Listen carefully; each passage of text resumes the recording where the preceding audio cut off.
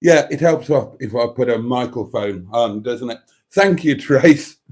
Thank you, Trace, for saving me from rambling on for any longer without any bloody sound.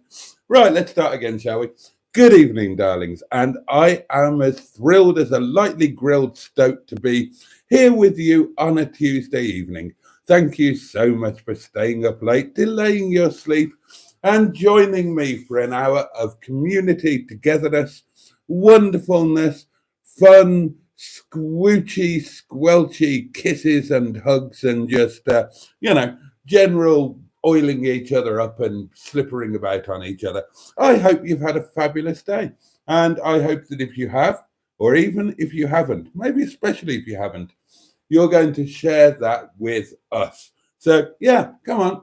We're all together. We imagine that we are all gathered around a big old table in a big old cottage kitchen, and we've all been doing our own thing all day, but like a beautifully dysfunctional family, we've all come together to spend the last hour of the day together. And let's have a chat. Let's catch up with each other's days, talk about what we've done, how we're feeling, what we've got planned for tomorrow, whether we're tired, whether and if you feel like it, let's all raise a glass together. So cheers. Here's to you, and here's to a wonderful community that it gives me enormous pleasure to be a part of.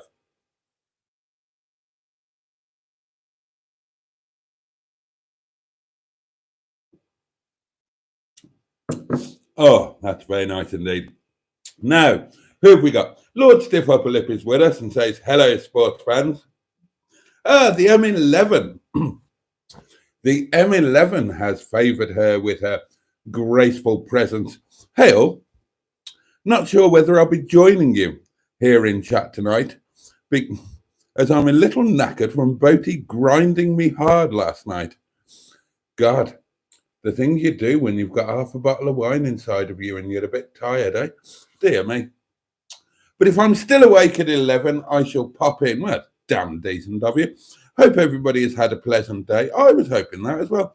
A very good evening to you all, and particularly to the delicious Boaty. Flattery will get you everywhere, my dear. And Trace follows that with evening all. Evening all. Good evening, Trace, the Greenwood. World of True Crime is here. And I would like to point out that World of True Crime is entirely in capital letters. And that's impressive. I salute that. I salute a name that is capitalized throughout. It shows confidence. It shows disregard of anything that could be considered ineffable. I'll tell you this, World of True Crime, you present them with something that you consider to be ineffable, they'll F it.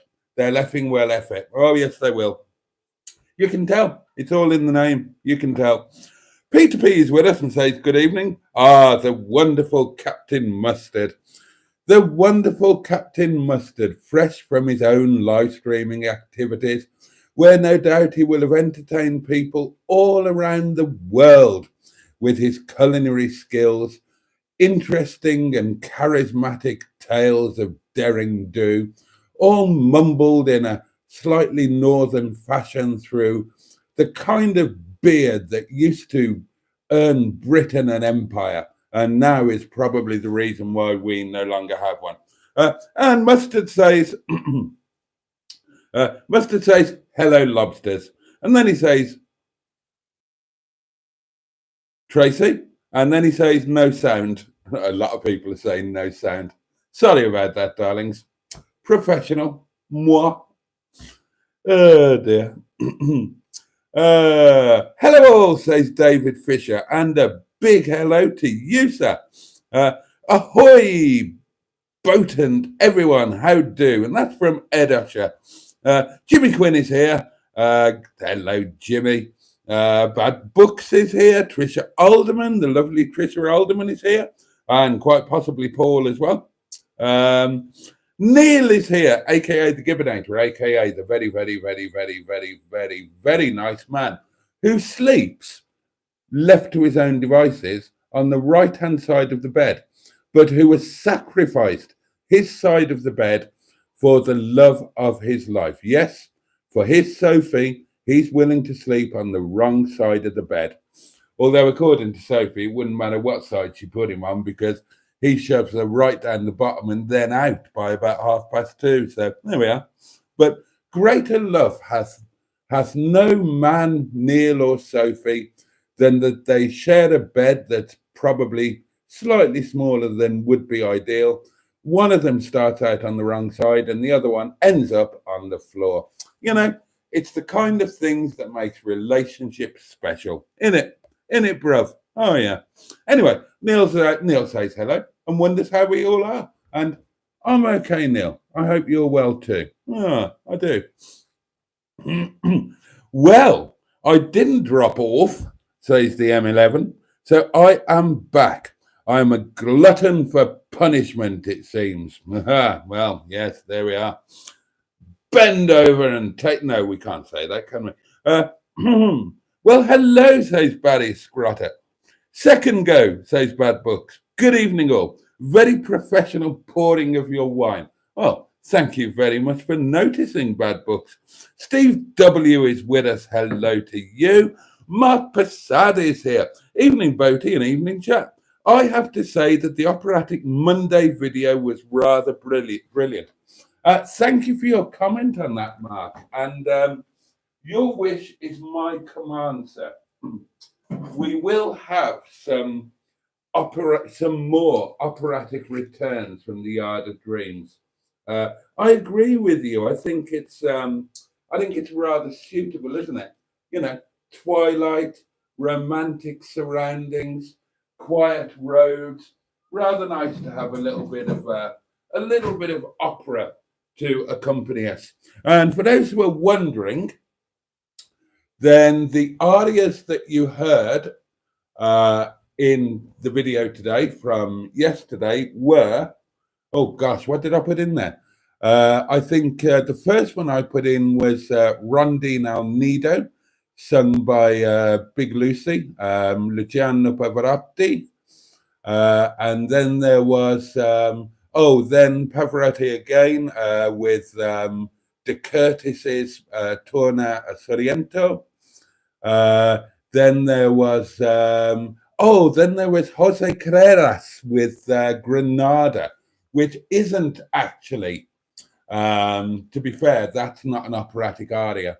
That's more of a traditional Spanish folk type song, oddly enough, about Granada and its beautiful, fragrant smell and sunny nature and all of that kind of thing.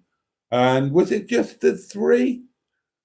I think it was just the three, but there's plenty more where that came from. Don't you worry about that. Oh, yeah, I'll play you all of my favourites over the coming months, years, decades, lifetimes. And then we went a bit down market, and I think I gave you Clarence Carter's Stroking, no G. John Stoodley is here. Hey, chat, and hey, Boaty, mate. Hello to you. Hey, John, says the M11. Not Mark is here, says Steve W. Oh, right. Oh, I've just realised who you are, Steve W. Yeah. You're, right. Yes. You're Black Lines, aren't you?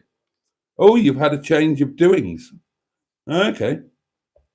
God, I'm easily confused. And here is the lovely Sophie. Hi, how are you all? Say Sophie, and hello, Boaty.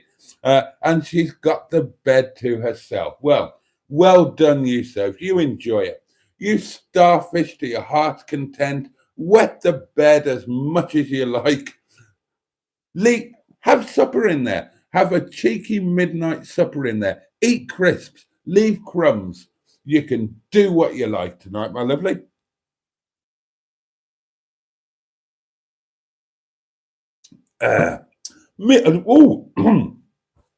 Mr. Stephen Parry from Port Sunlight in the Whittle. Let's all say it together. 1, 2, 3. The Leisure Peninsula.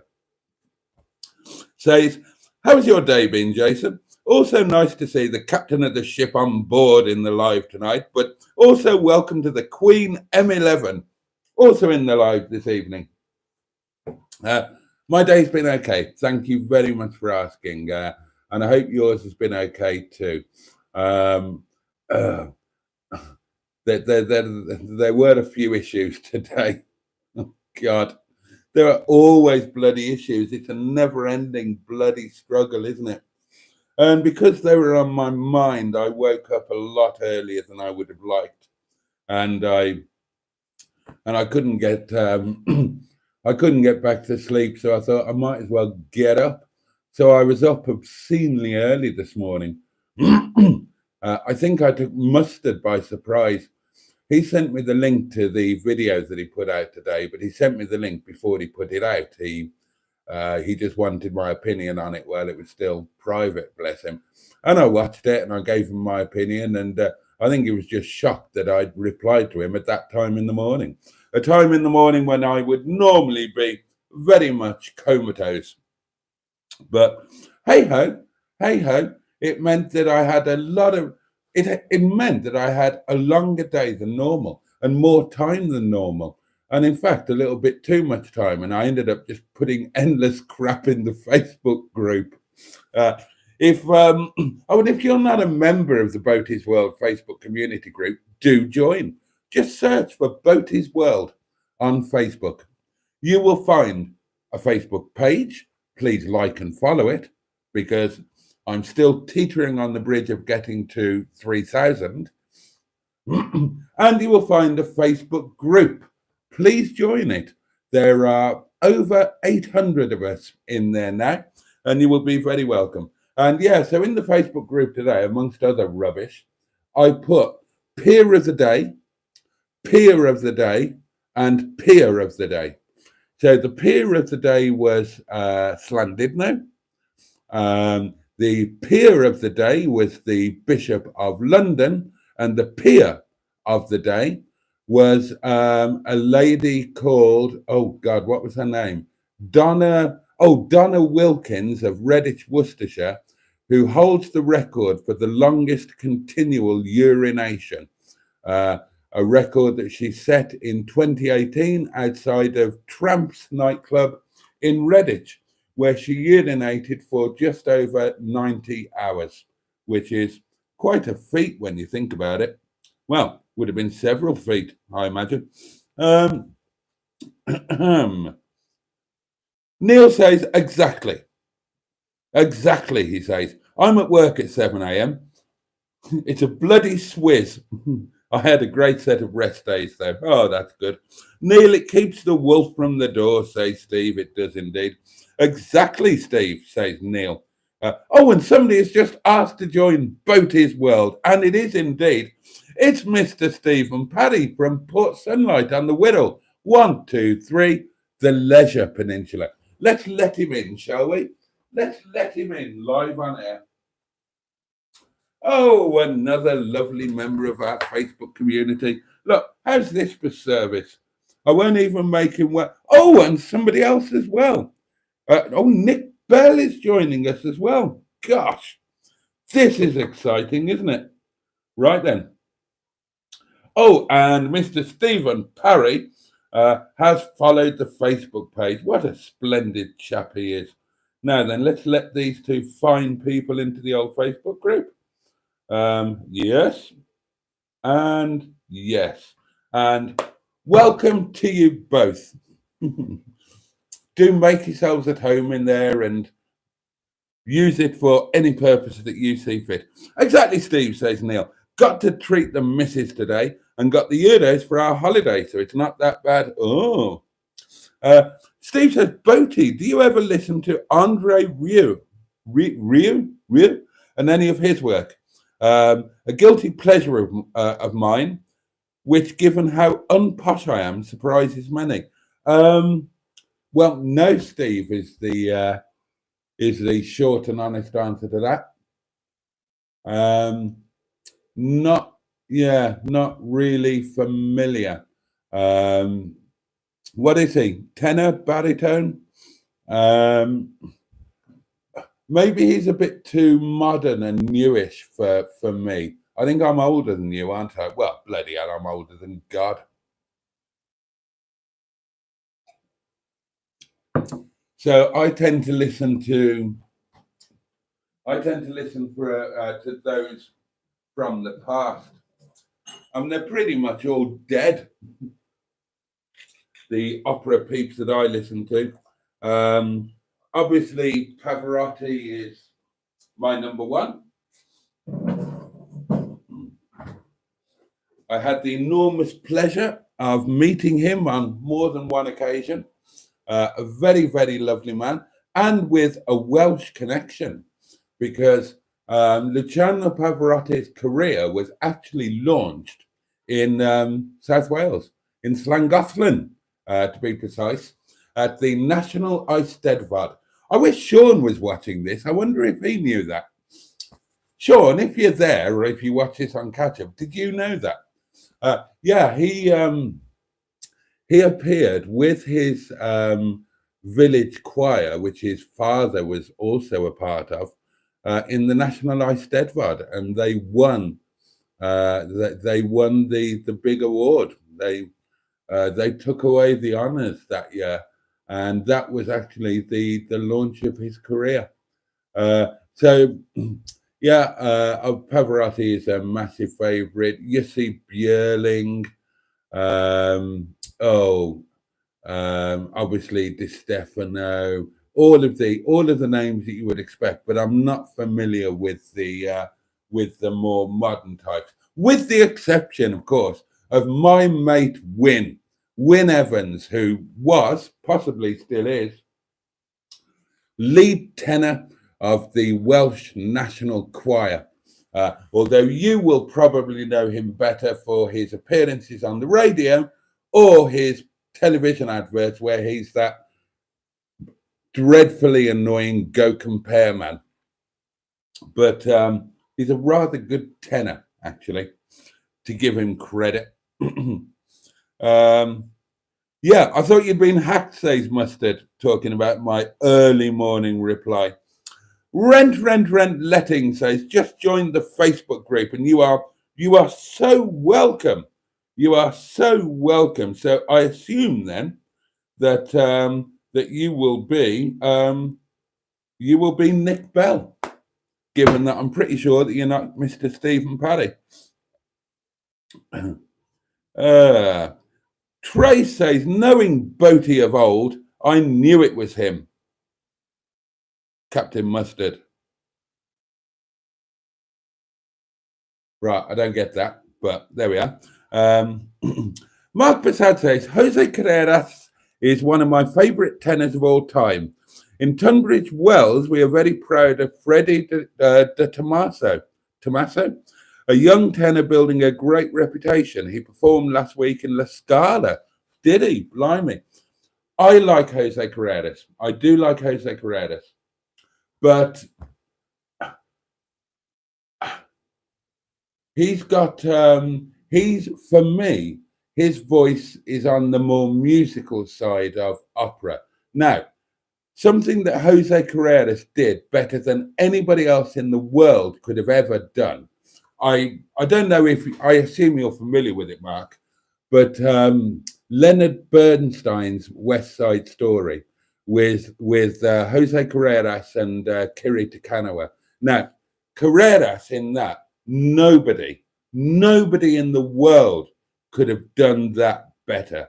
Nobody could have done that better.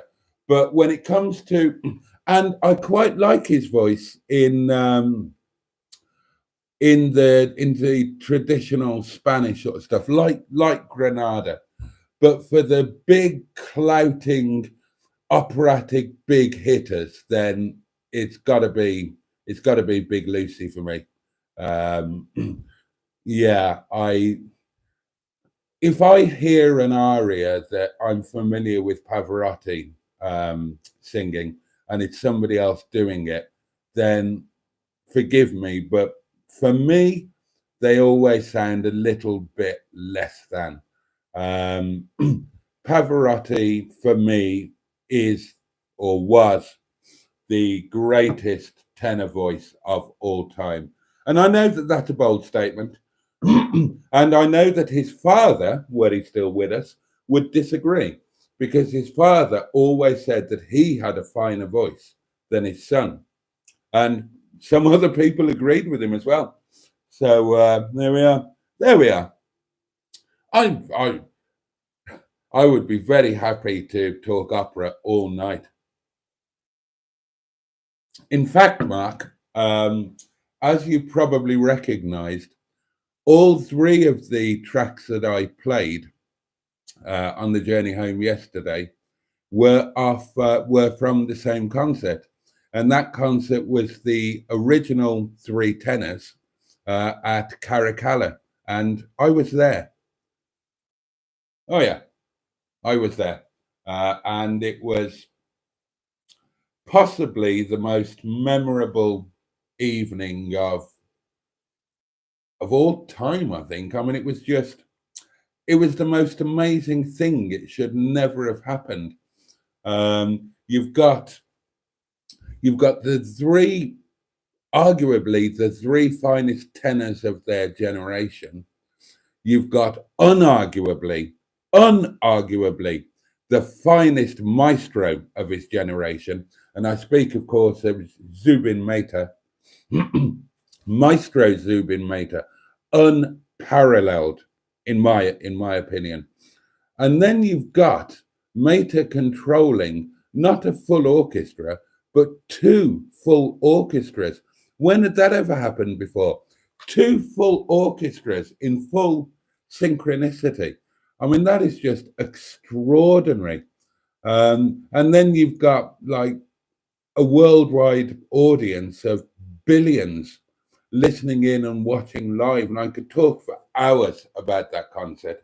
And I could talk for days about tiny little nuances relating to individual people in that concert. And I could bore you for decades on what happened in the lead up to it, because I happen to have done quite a bit of research on that particular subject for something that I had to do once for something or other. I won't bore you too much with that. I mean, perhaps all of you are into opera, but I'm guessing that some of you probably aren't.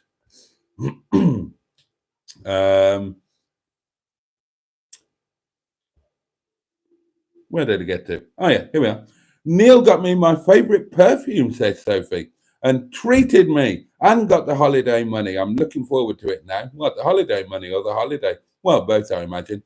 To clarify, says Mark, Freddie was born and educated in Tunbury Wells, and his family ran the best Italian restaurant in the town. Ah, I love that. I love that kind of thing. I love that kind of thing.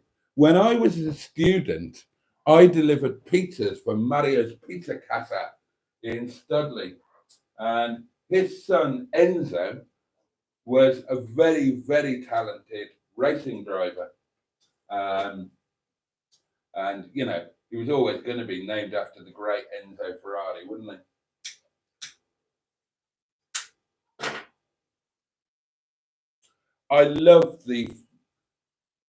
I've got a thing about first generation Italians doing things in the UK, probably because I'm South Walian.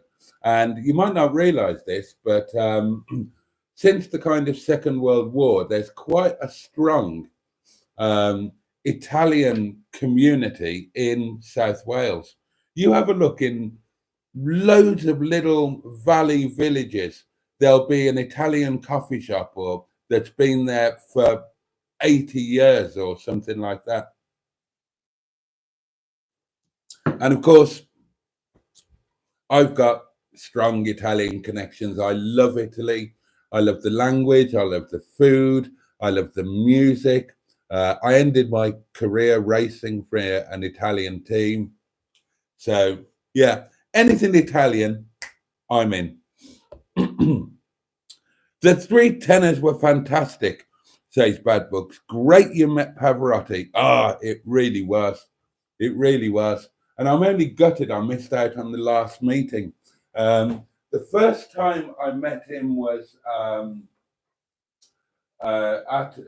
well, we actually made, I think I've told you this before, we'd heard that he wouldn't turn anybody away from his summer house in Pesaro.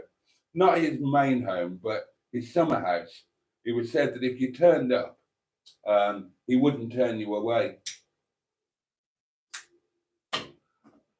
So me and my then girlfriend turned up with some beautifully, hideously floral Hawaiian shirts that he used to love, and sure enough, he didn't turn us away, bless him.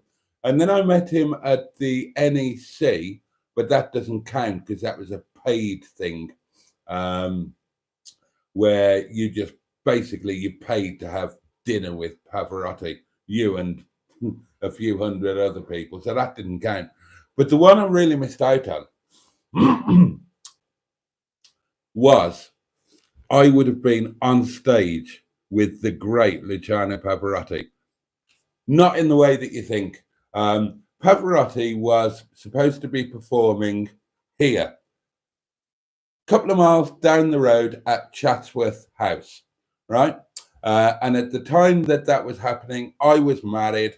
My wife at the time was managing the hospital, the local hospital. She was big friends with the Duke and Duchess of Devonshire, you know, who live at Chatsworth, and so on. So Maggie, my wife, bless her, nicest thing she ever did for me. Now, whether this was a standard thing throughout his career, or whether it was because by this time he was, you know, really quite elderly, then there had to be a medical presence literally on stage, in the wings, out of sight, but literally on stage. And Mags wangled it so that she and I were part of the medical team that were going to be on stage. So how excited was I about that? And for anybody who possibly were also hoping to see him there, you'll know what happened. The show was cancelled due to his ill health, and it was rescheduled for the next year.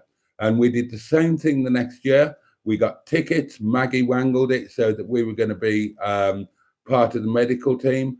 And very, very sadly, he passed away before that show could take place. So that would have been the third and final meet. Oh God, imagine that, actually being on the wings of the stage when the great Luciano was singing. Oh God, that would have been amazing. Oh, and I was in Hyde Park as well for that concert, but you know, I was about half a mile away. I was going to say in the cheap seats, but of course it was a free concert.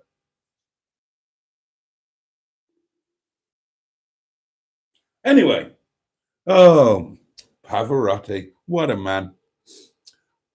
I wish I had a glass of wine, say Sophie. Do you not have one? Do you not have a stock of wine in there? Soph, come on, darling. You've got your own place now. You should have a little wine fridge, well stocked with wine. It's an essential. You can't go through life without it. Mr. Stephen Parry from Port Sunlight in the Wirral, the Leisure Peninsula. Oh dear. Pavarotti, just one cornetto. What a song. Right. And obviously, Mr. Parry is referring to O Sole Mio there. I've got to say, I like the captain of the ship, the Midnight Crisis video today. Oh, Wikipedia, says Steve. Andre Rieu is a Dutch violinist and conductor, best known for creating the waltz-playing Johann Strauss Orchestra. Ah. Rieu and his orchestra have turned classical and waltz music into a worldwide concert touring act. Well, how interesting. Okay, I didn't know that. I'll keep an eye out for that. That sounds like it could be worth a listen. Oh, Andrew Buttigieg is here. Ivor Spotty Butty. A very good evening, Boaty and everyone. Purple Hat Games is here. And I knew this, you didn't need to tell me, Simone. It's Simone, who we know for her other channel, hooked on classics. But like so many people, our Simone is branching out into other channels. Oh yeah, Mustard, he's got other channels. All of the big names, all of the big knobs, they've all got other channels where their big knobs hang out. You know, Hubby has got Hub Notes. Matt has got Furious Tea Break. James has got JM and Friends.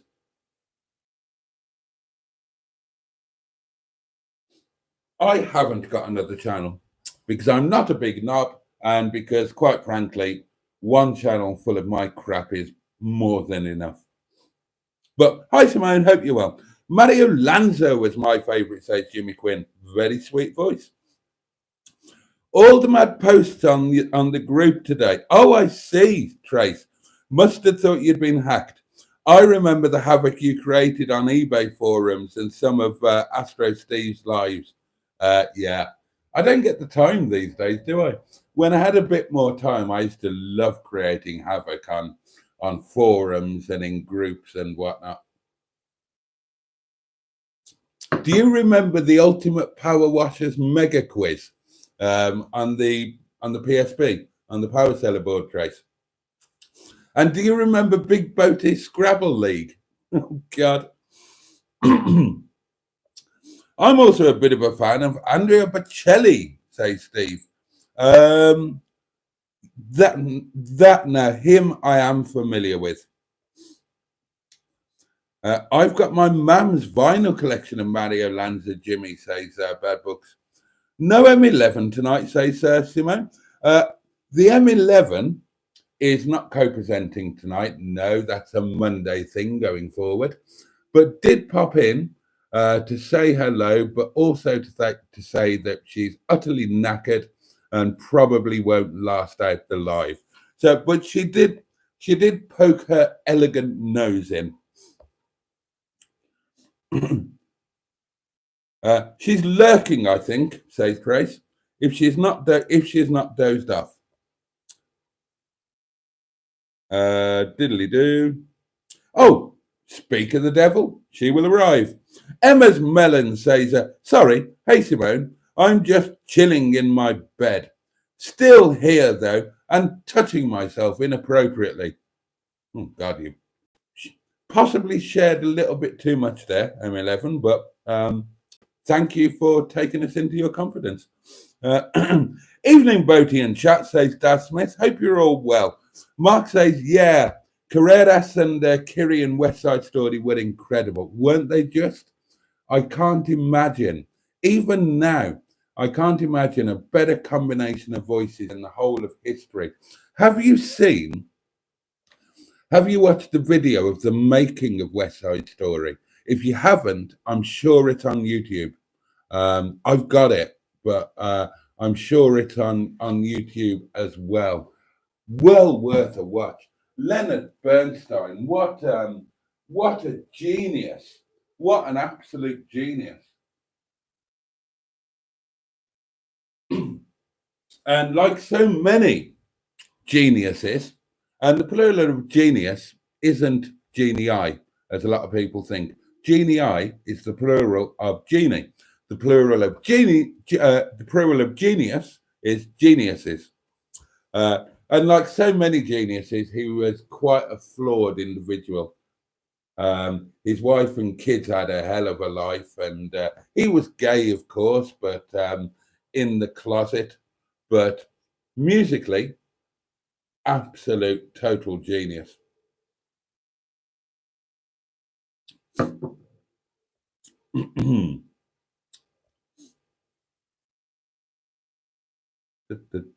Oh, and people have subbed to Simone's second channel, which is rather lovely. So yeah, if anybody would also like, because of course Simone is one of our community channels, and we do support each other, even if we've got no interest in the channel or the nature of the channel. We do support each other. You're all here supporting me. You don't like anything on my channel, and you think that I'm a complete arse, but you're all still kind enough to turn up and support me, because that's what we do in this community. So If you would like to subscribe to Purple Hat Games to get our Simone's numbers up, then I and she would be very grateful. Hello to anyone new that's arrived, says Grace, and I miss saying hi to. My eyes are tired tonight. Oh, Ross is here. Dino Dad. Hello, chat. The rest of me wants to party, says Trace. Oh, dear. How dare you use the word party as a verb in my shop? I do agree with that, actually. I would like to be aligned with the sentiments of Captain Mustard there. I recognise the quote, had to Google, love black books. I need to clamber into bed myself, says Simone. No, Boaty, I haven't got any of that, says Soph. Ah, Soph, no wine stock, no wine chiller. Wish I did. Oh, well. As soon as I get rich and famous, Sophie, I will personally keep you supplied in wine, perfectly chilled, and I will keep Neil supplied in beer. Or we could try and convert it. Do you think we could ever convert Neil to becoming a wine drinker rather than that god-awful beer stuff that he drinks that's made out of stuff that's found in canals and all of that? I went to Lake Garda, says Ross, Verona and the Dolomite Mountains a while back. One of the best holidays I've had, that in New York. Fabulous. Then they're talking about black books, which I never watched. I was talking to Joe about doing my own channel, says Neil, but I'm unsure. And Simone would love you to subscribe to her second channel. Well, why not, Neil? Every other bugger's doing it. You can't be any worse than the rest of us, can you? Have a bash at it. Any of you have a bash at it. Why not? You know, if you think that you would enjoy it, if you would like to try it. If you don't think you'd enjoy it or you're not interested, then don't do it. But, you know, try not to get too obsessive about it. Oh, excuse me. Yes, that was a wine turd.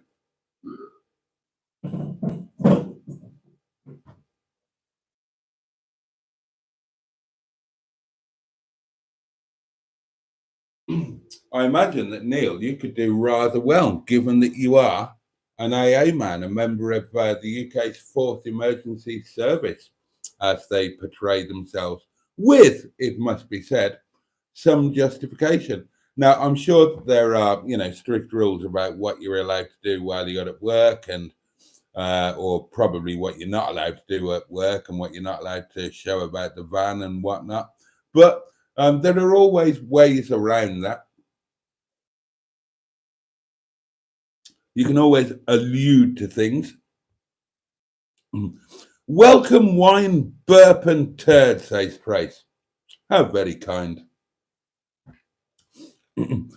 Neil says, I do drink wine. Unfortunately, it has a very bad effect of turning me red of the face. Hence why I can't drink it in the UK.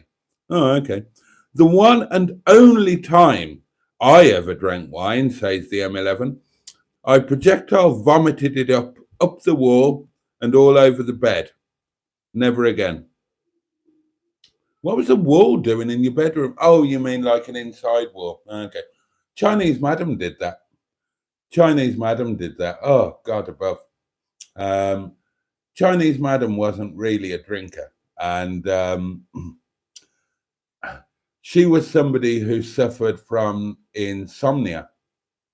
And of course, she came here, she moved in here, and I get into bed and I'm asleep within 10 seconds. And she would get into bed and toss and turn and, plan morning rapes and that sort of thing. And she said, you go to sleep every night very easily. You sleep all night. you wake up, you are not tired. How do you do it? And I said, well, honestly, I said, you work so hard, you think so much, you get so wound up, you need to relax. You need to get yourself ready to go to sleep. You need to prepare your mind and body to go to sleep. I said, I've watched you. You will sit and work and work and work and work and work, or study and study and study and study. And then you suddenly go to bed and expect to fall asleep. And it doesn't work like that. You have to prepare yourself. So I said, you know, instead of going straight to bed, have a bath, have a hot bath with some candlelight, and have some alcohol. Have a glass of wine, and see if that helps you sleep. It probably will. It will probably relax you. Glass of wine, bath. You're going to be nice, relaxed, woozy, and you're going to be ready for bed. And she said, she said, with a Chinese accent, and so bless her.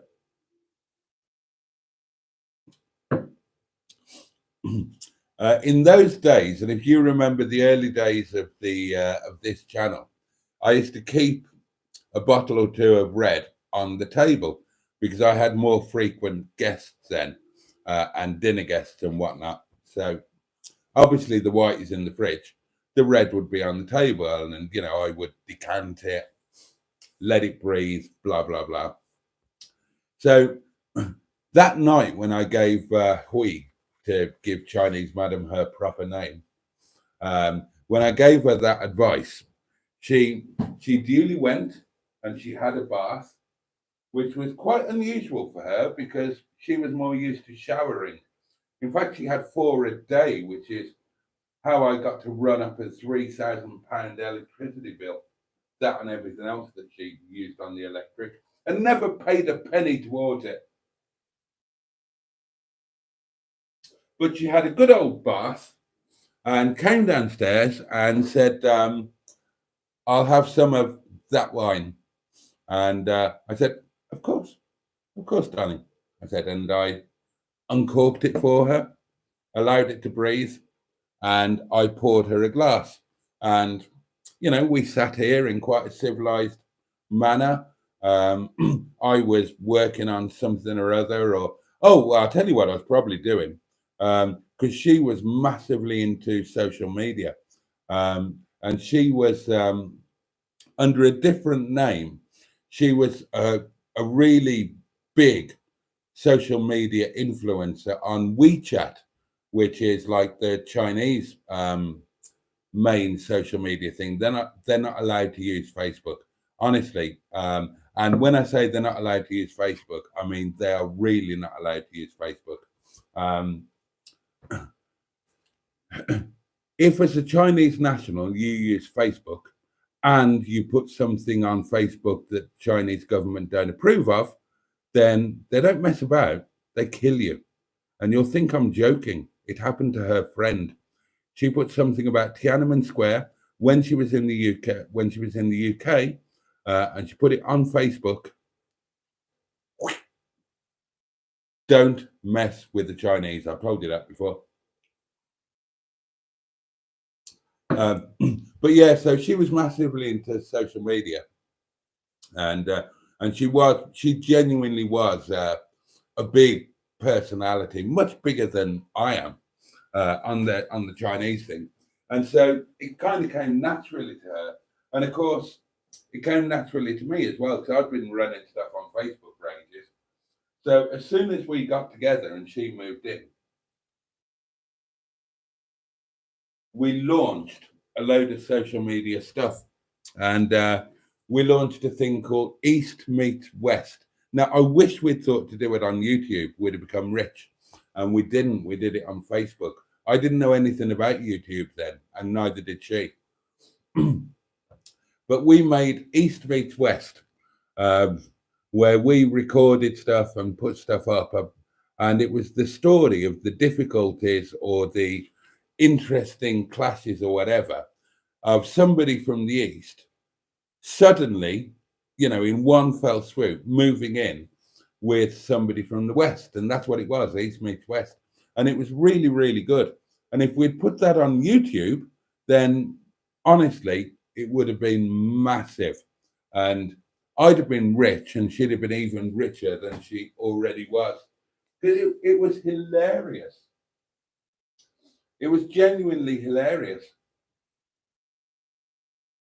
The cultural differences in the smallest ways, because you can have cultural differences and that's one thing. But then when you put two people from those disparate cultures in the same house, then, all hell is going to let loose. And it pretty much did. Now, when she decided that she wanted a car, she'd never had a car in the UK. She did her master's degree in Swansea and she was doing her PhD in Liverpool. Never had a car, didn't need one. But when she's living here in the arse end of nowhere, she needed a car. Now, in China, she had a car. She had a top of the range, brand new SUV thing that she just kept there and used when she went back to China. She was very wealthy. All self-earned. She came from nothing. She came from poverty. She worked her ass off. She was a very shrewd businesswoman and became very wealthy by the time she was in her 20s. When she and I got together, she was 31, I think. Had a property empire, all sorts. But yeah, if we'd have been on YouTube and I'd have put the videos up about when she decided she was going to buy a car, she needed a car, and she was just going to buy a brand new one, which was fine. I had no problem with that. It's none of my business. She can buy what she wants. And then she suddenly decided that she wanted a classic British car, kind of like mine. And then she wanted one that was the same color as mine. And that was how Sheeson came along. She bought Sheeson. We found him online. And Sheeson was up in North Yorkshire. And so I said, okay, we'll drive up.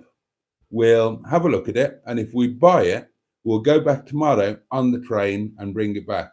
And she said, no, she says. We'll go up today, we'll buy it, and if we buy it, I will drive it back.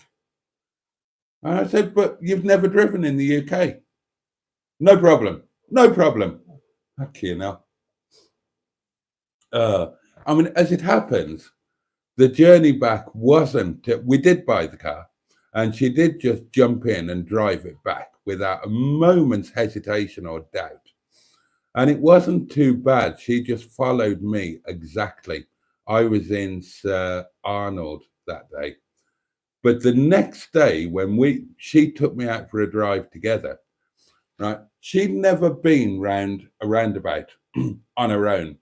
Well, she'd never been round a roundabout before until the day before. But then she was following me. God Almighty, taking her around. She had no clue. She didn't know. She didn't know any of the rules in the UK. She didn't know when to give way, when not to give way. She didn't understand the lanes or anything like that.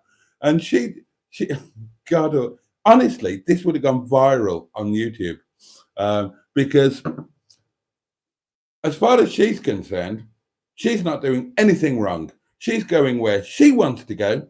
She was quite arrogant. She was going where she wanted to go. And if that meant that just meant that other people had to stop. It didn't matter if they had right away or what. That didn't matter. She was doing what she wanted to do. Everybody else can just stop as far as she's concerned. And then there's me in the passenger seat screaming at her. Oh God, that actually happened. And then I mean, we got back in one piece and without damaging the car. And I said, right, you don't know how to drive in the UK, darling. You're going to have to learn. And she said, oh, right. I mean, she was an amazing student, obviously. So never want to do things by halves. She jumped straight online, looked up all of the highway code and all of that stuff, and then started putting videos on Chinese social media, and on our social media, East Meets West, showing the ridiculous way you had to drive in the UK. And she was putting up beautifully digitally drawn diagrams of traffic islands and roundabouts and how you had to work around them. And the Chinese people are sort of saying, fuck off, you don't really have to do that, do you? Yeah, you do. She was translating it for me while I was watching all of these real life discussions. Imagine all of that on YouTube. We'd have made a fortune. Oh dear.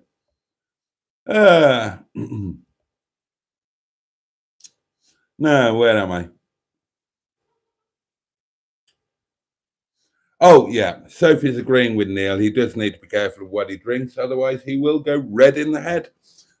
Mr. Stephen Paddy says, I thought, oh, you thought that Neil and Sophie had their own wine cellar, never mind wine cooler. John has taken a break from his YouTube channel uploading, but he'll get back to it soon, he hopes. Ed Usher says, M11, would you be interested in accommodating a full length of Sussex in bed with you this evening? And the M11 says, I used to love a glass of Baileys, though. And even though I'm teetotal, I still do very, very occasionally. Oh, you're teetotal? God. And you don't drive. I mean, the one and only point of a teetotal woman is so she can drive you back from the party, and you don't drive. Oh, God, you might as well get a Baileys down you, darling. Mark says the film Maestro about Bernstein is well worth watching. It is a warts and all portrayal. Oh, I would love to watch that then. I've not heard of this. And the soundtrack is obviously extraordinary. And Bradley Cooper and Carey Mulligan are outstanding. I will keep an eye out for that. I hadn't heard about that. I can't sleep, says Trace, if I've ever just been having a pleasant, calm chat with someone and then go straight to bed after, even with wine. I have to wind down for at least an hour. Bloody insomnia. I can't keep track of the times that you start, says Sherry. And welcome, Sherry. I'll have to write it down. Okay, Sherry. Monday, 10. Tuesday, Wednesday, Thursday, 11. Friday, Saturday, 11:30. Sunday, Sunday's back to 11.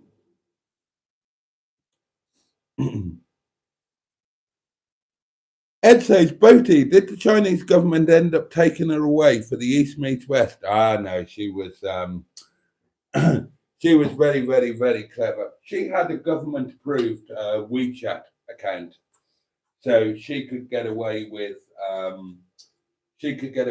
some stuff that others wouldn't.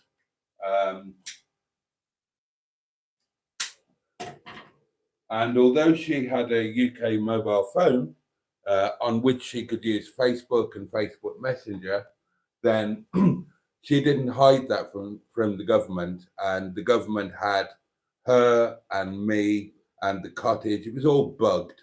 So they knew exactly what was going on. And she was very, very, very, very careful about not only what she posted anywhere, but we even had to be careful about what we spoke about.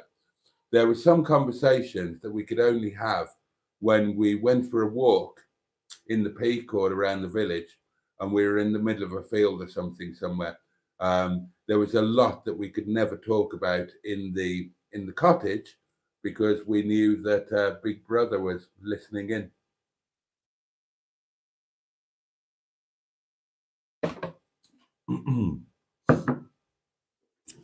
This sounds really interesting, says Sherry. I'm definitely going to have to watch the replay because something's on that I might talk about one day.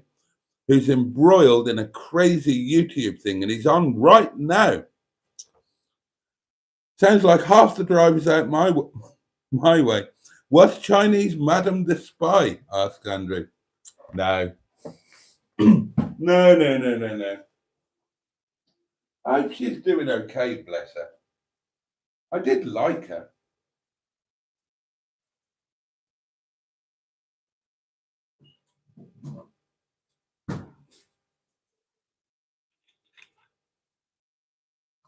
She was like all of my other exes, a wonderful person.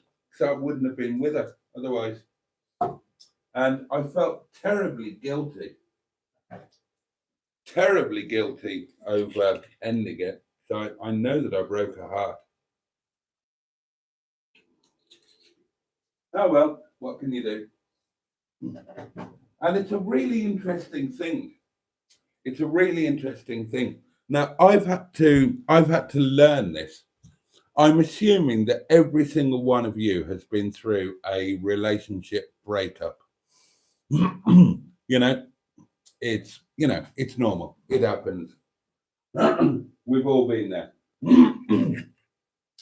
But I wonder how many of you, and I assume it's going to be most, if not all of you, have experienced the phenomenon when you end a relationship, but then at some point afterwards, you kind of think that you might regret it, and you kind of miss the relationship, and so on and so on and so on.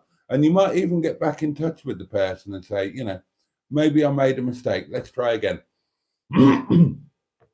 Now, psychologically, this is really interesting. There's a reason that happens, and it's quite detailed, but also on just a common sense level, it's not at all difficult, and it makes sense. Basically, because of the way that the brain works, and this doesn't apply if you've had a really awful relationship, with somebody who's done something awful, like cheated on you or beaten you or coercively controlled you. But if you have a relationship like I did with Chinese Madam or Boo or, gosh, many others, where basically they were lovely people and you liked them as people and you loved them and so on and so on. But for whatever reason, the relationship wasn't working for you. Then so often you find yourself, I do it all the time. Even now, I'll be thinking that, why did I why did I get rid of Chinese Madam? I must have been crazy. I must have been crazy. She was, whatever she was, 19 or 20 years younger than me. She was beautiful. She was successful. She was wealthy. She loved me unconditionally. Why would you get rid of somebody like that? You bloody idiot. What were you thinking of? And you kind of start to beat yourself up. But of course, the way the mind works is you entirely forget. It's the old rose-tinted glasses thing. There's a massively detailed psychological explanation behind it, but it is just rose-tinted glasses. You forget why you ended the relationship, and you only remember the good bits, and that's fine as long as you don't bloody act on it and say, "Well, let's get back together. I made a mistake," because then you will immediately remember why you ended it the last time. But it definitely is a thing. If any of you felt that.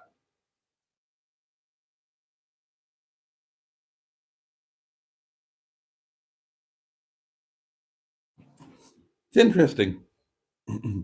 I hope they weren't listening in on your pottering, says Ross. Well, they would have been. Pinch punch, first of the month. Oh, it's the 1st of May, darling. White rabbits. They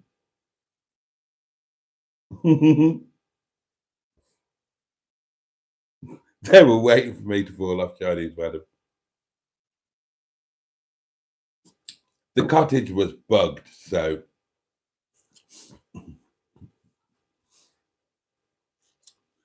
I never got back with an ex, so no, says Simone. No, never regretted the one that I dumped, says Grace. Have you only dumped one? Only one? Gosh. That's very restrained of you, Trace. And it is now midnight. That bit of nonsense has taken us through to the 1st of May, darlings. That's it. God, the year is flying, isn't it? It only seems like a couple of weeks ago we were wishing January away and hoping for spring and longer nights. Now, listen.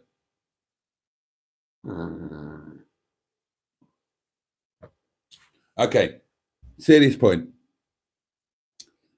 Time is flying by. We're into May now. Let's not waste this summer.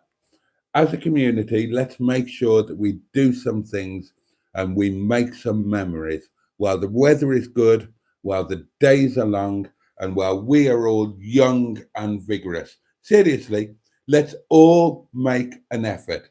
Let's put ourselves out of our comfort zone and let's make some community memories this year, this summer, because you never know what's going to happen.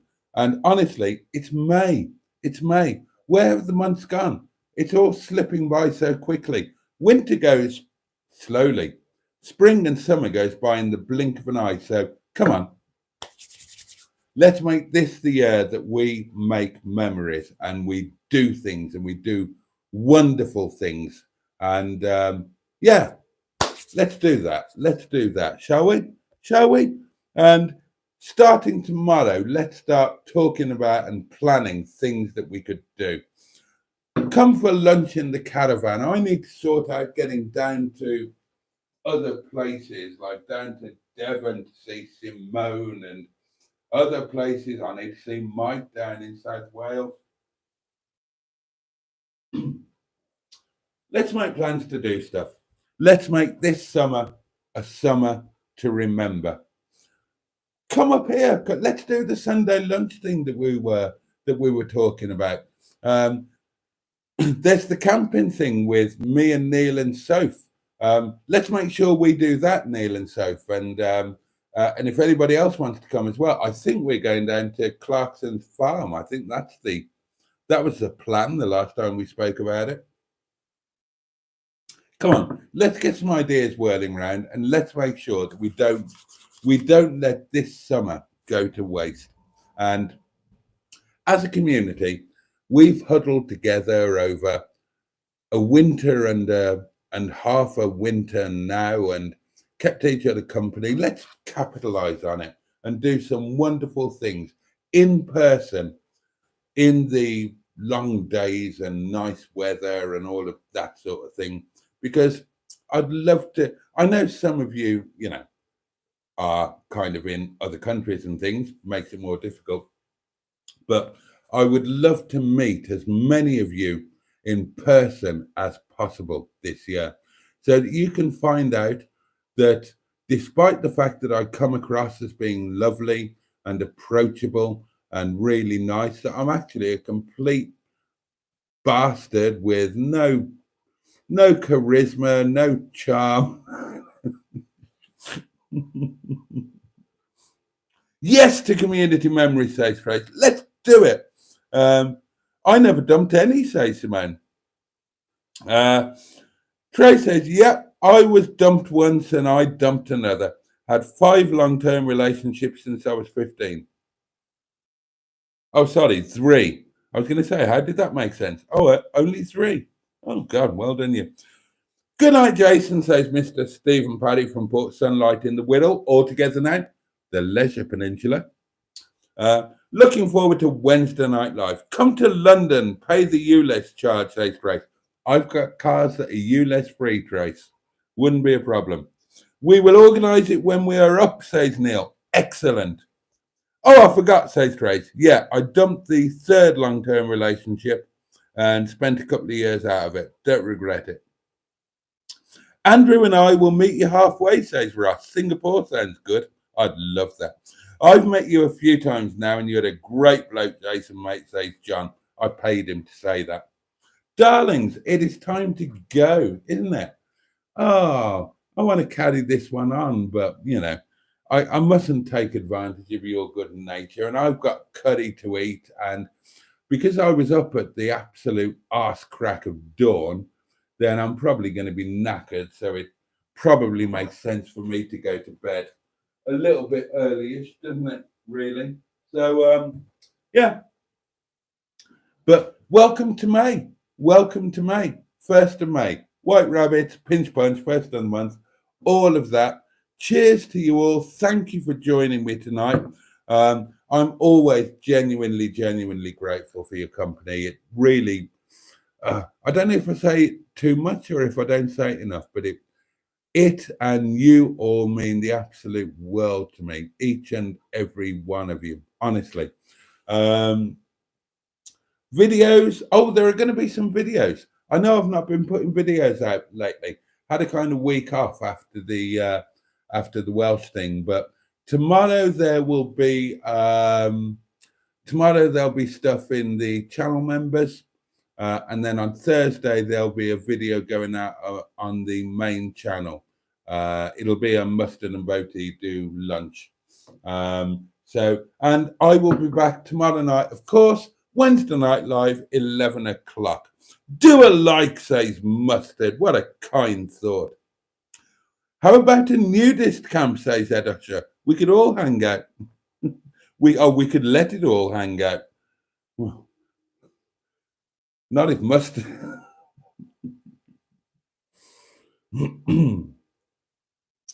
Oh dear. Yeah, well, exactly, Andrew. That's exactly what I was thinking. If Mustard turned up, yeah. Darlings, thank you so much. Please, each and every one of you, have a safe and peaceful night. Have the best day that you can tomorrow. Take joy throughout the day, whenever and wherever you can. Take great care of yourself and those that you love and who love you. And hopefully I will see you tomorrow night, 11 o'clock. And I really look forward to it. I would love to come up, Jason, says John, but I don't drive, so it's difficult for me. I know. I don't drive either, says Trace. I should be getting the train, and I will collect you from the station, Trace. Oh, yes. Sleep well, everybody, says the M11, and have a lovely day tomorrow. You too, Boaty, darling. Thank you, my lovely. And you have a wonderful night's sleep. A very good night to all, says Peter P. Might do another November trip, says Ross, to the UK. It was a blast last year. See how funds go. Oh, that'd be amazing. Good night, everyone, says Simone. And on that note, my deep and unabiding love to you all. And sorry, abiding, not unabiding. That's a Freudian slip, isn't it? Seriously, please join me tomorrow, 11 o'clock, Wednesday night live. Do join in on Mustard's live stream tomorrow before me. If he does one, I imagine he probably might.